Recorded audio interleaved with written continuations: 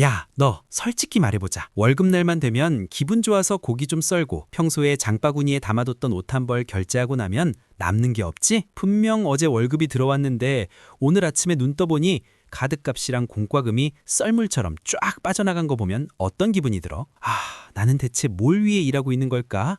이런 허탈감.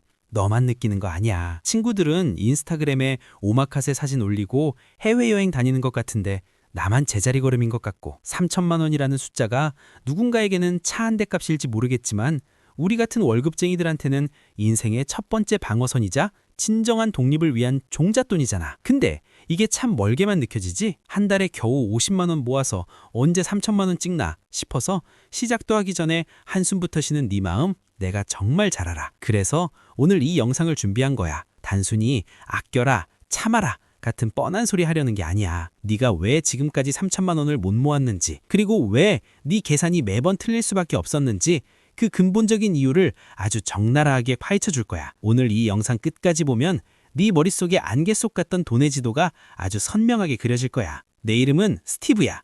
난 월급 받는 사람들이 어떻게 하면 돈 때문에 더 이상 스트레스 받지 않고 남들 눈치 안 보며 당당하게 살 수 있을지에 대해서 진짜 미친 듯이 고민하거든. 돈의 흐름뿐만 아니라 그걸 다루는 우리의 약한 마음, 즉 심리학까지 공부하면서 말이야. 만약 네가 돈은 열심히 버는데 왜 내 통장 잔고는 항상 귀신곡할 노릇일까?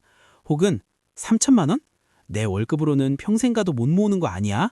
라는 생각 때문에 밤잠 설치고 있다면 구독 버튼 누르고 이 영상이 도움되면 좋아요도 꼭 눌러줘. 내가 네 경제적 자유의 페이스메이커가 되어줄게. 진짜 후회 안 할 거야. 자, 봐봐. 우리가 보통 돈 모으는 방식이 어때? 너무 단순해. 이번 달엔 외식 좀 줄이고 커피 좀 덜 마셔서 아껴 쓰고 남은 돈 저축하면 되겠지.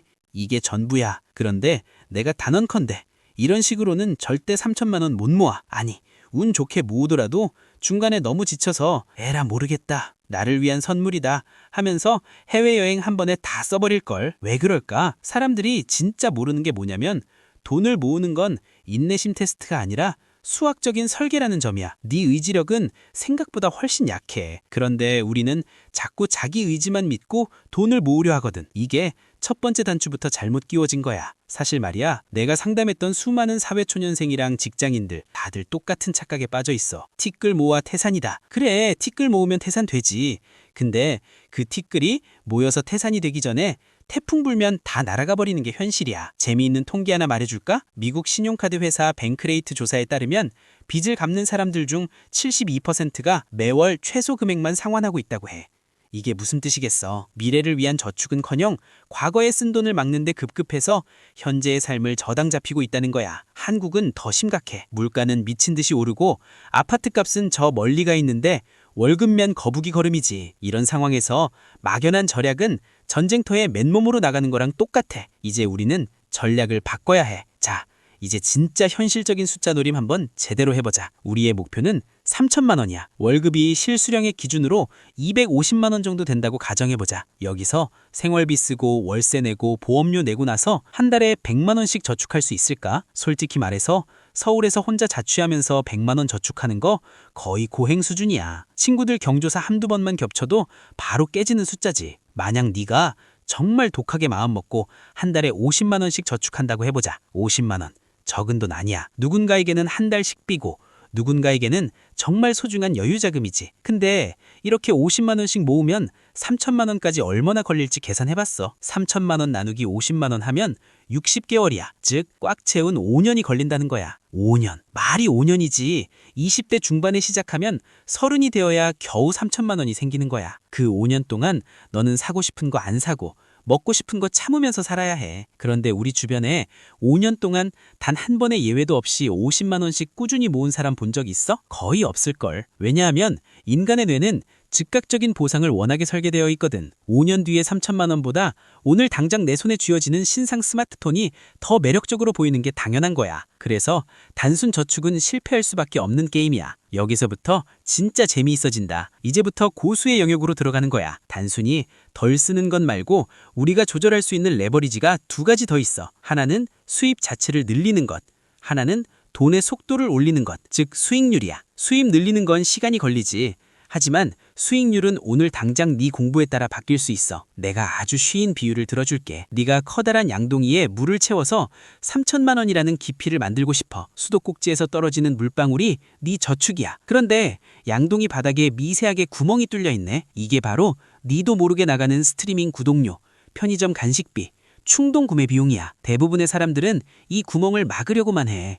근데 구멍을 막는 것도 한계가 있지. 그럼 어떻게 해야 할까? 양동이 자체를 흔들어서 물의 부피를 팽창시켜야 해. 이게 바로 투자의 영역이야. 만약 네가 단순히 은행 예금에 넣는 게 아니라 연 이율 10% 정도의 성과를 내는 자산에 돈을 태우면 어떤 일이 벌어질까? 10%가 너무 높다고? 아니, 전 세계 우량주에 분산 투자하는 지수 펀드들의 장기 평균 수익률을 봐봐. 결코 불가능한 수치가 아니야. 자, 계산기 다시 두드려보자. 한 달에 50만 원씩 연수익률 10%로 투자한다고 치면 5년 뒤에 네 통장에는 3천만 원만 있는 게 아니야. 복리의 마법이 붙어서 약 3,790만 원, 거의 4천만 원이 가까운 돈이 쌓이게 돼. 이자로만 8천만 원을 더 버는 거지. 만약 네가 조금 더 노력해서 저축액을 70만 원으로 올리면 3천만 원 모으는 기간이 3년 반으로 줄어들어. 이게 바로 수학이 주는 힘이야. 막연한 희망 고문이 아니라 정확한 숫자로 네 미래를 설계해야 한다는 거지. 스티브 영, 말은 쉬운데 투자는 무서워요. 이런 생각 들지? 당연해. 안 해봤으니까 무서운 거야. 그래서 내가 당장 내일부터 따라할 수 있는 아주 구체적인 3단계를 알려줄게. 이건 돈을 모으는 기술이기도 하지만 네 뇌를 개조하는 과정이기도 해. 첫 번째 단계, 돈의 탈출 경로를 완벽히 차단해. 너 지금 당장 카드 앱 켜서 지난달 결제 내역 봐봐. 이걸 내가 왜 샀지? 싶은 게 분명히 있을 거야. 특히 술 마시고 기분 좋아서 낸 술값, 스트레스 받는다고 시켜먹은 배달 음식들, 이런 감정 지출이 네 3천만 원을 갉아먹는 1등 공신이야. 가계부를 쓰라는 게 아니야. 네 돈이 어디로 도망가는지만 파악하라는 거야. 내가 상담했던 사례 하나 들려줄게. 연봉 5천만 원인데 잔고가 늘 0원인 사람이 있었어. 반면에 월급 200만 원인데 3년 만에 3천만 원 모은 친구가 있었지. 차이가 뭔지 알아? 연봉 높은 사람은 매주 편의점에서 무심코 사는 사각 커피, 매달 나가는 유튜브 프리미엄, 의미 없는 모임 회비 같은 작은 구멍이 수십 개였어. 반면 월급 작은 친구는 그 구멍을 다 막고 돈이 도망갈 길을 아예 없애버렸더라고. 두 번째 단계, 강제 자동화 시스템을 구축해. 인간은 유혹에 약해. 그러니까 유혹을 이기려 하지 말고 유혹할 돈이 없게 만들어야 해. 월급이 들어오는 즉시 저축계좌나 투자계좌로 돈이 자동 이체되게 설정해. 남는 돈으로 저축하는 게 아니라 저축하고 남은 돈으로 생활하는 거야. 세 번째 단계, 돈이 일하는 법을 딱 1시간만 공부해. 네가 힘들게 일하는 동안 네 돈은 잠자고 있으면 안 돼. ETF, 즉 상장지수 펀드 같은 건 주식 전문가가 아니어도 시작할 수 있어. 전 세계에서 제일 잘 나가는 기업들을 한 바구니에 담아놓은 거니까 매달 일정 금액을 기계적으로 사모으는 거야. 처음엔 몇천 원 불어나는 게 우스워 보이겠지만 그게 임계점을 넘으면 네가 자는 동안에도 돈이 돈을 벌어다 줄 거야. 자, 여기서 진짜 중요한 얘기 하나 더 할게. 네가 3천만 원으로 가는 길에 만나는 가장 큰 애기가 누군지 알아? 바로 너 자신이야. 정확히는 네 머릿속에서 속삭이는 보상심리라는 놈이지. 3개월 정도 독하게 모으다 보면 이런 생각이 든다. 나 진짜 열심히 살았는데 이 정도는 사도 되지 않을까? 자, 봐봐. 이게 왜 무서운 거냐면 네가 3개월 동안 아낀 돈이 한 번의 쇼핑으로 날아가는 건 순식간이거든. 사람들이 진짜 모르는 게 뭐냐면 진정한 보상은 물건이 아니라 숫자에서 온다는 사실이야. 통장에 찍힌 숫자가 앞자리가 바뀔 때 오는 쾌감이 명품 가방 샀을 때보다 훨씬 길고 강력해. 그 짜릿함을 한 번만 맛보면 쇼핑? 귀찮아서 안 하게 돼. 돈이 불어나는 게 세상에서 제일 재미있는 게임이 되거든. 그런데 말이야, 살다 보면 갑자기 돈 나갈 일이 생기잖아. 친구가 결혼한다거나 갑자기 노트북이 고장난다거나. 이때 저축이나 투자 계좌를 깨버리면 모든 게 수포를 돌아가. 그래서 우리는 예비비라는 방패를 미리 만들어야 해. 3천만 원 모으는 것과 별개로 딱 한 달치 생활비 정도만 파킹 통장에 따로 떼놔. 이건 절대 건드리지 않는 방패야.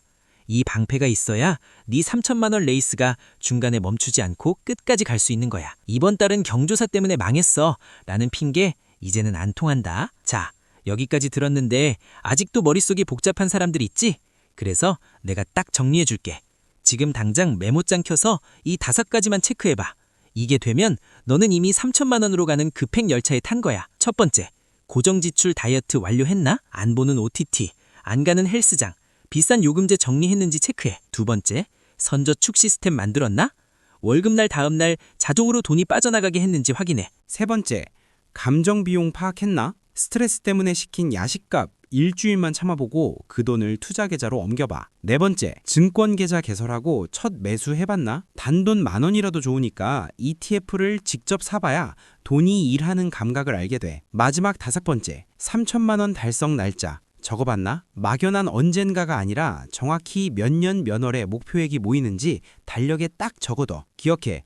3천만 원은 단순히 숫자가 아니야. 그 돈은 네가 부당한 대우를 받을 때 그만두겠습니다 라고 말할 수 있는 용기이고 사랑하는 사람을 도울 수 있는 능력이야. 그리고 네 인생의 주도권을 네가 쥐고 있다는 강력한 증거지. 지금 안 즐기면 언제 즐겨요? 라고 묻고 싶지? 근데 지금 안 모으면 나중엔 즐기고 싶어도 몸이 아파서 못 즐겨. 뼈 때리는 말 같지만 이게 현실이야. 막연하게 생각하지 마.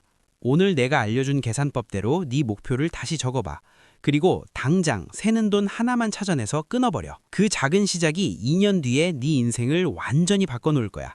내가 장담해. 다음 영상에서는 사회초년생이 당장 시작하기 좋은 구체적인 투자 종목들에 대해 아주 쉽게 풀어줄게. 이 영상이 네 가슴을 조금이라도 뛰게 했다면 잊지 말고 구독과 좋아요 눌러줘. 네 통장이 든든해지는 그날까지 스티브가 함께할게. 이제 계산기 꺼내들어. 지금 바로 시작하는 거야. 안녕.